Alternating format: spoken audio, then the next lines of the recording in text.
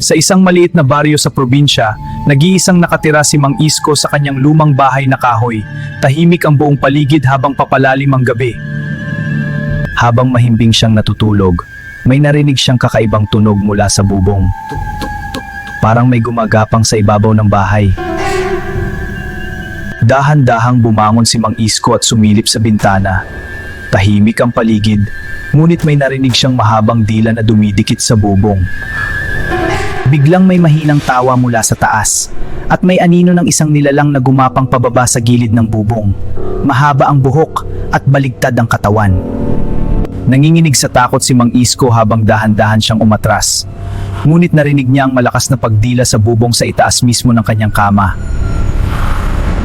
Kinabukasan ng umaga, nakita ng mga kapitbahay ang bahay ni Mang Isko na bukas ang pinto. Wala na si Mang Isko, ngunit sa bubong ng bahay, Saan na kay Boss Mang Isko?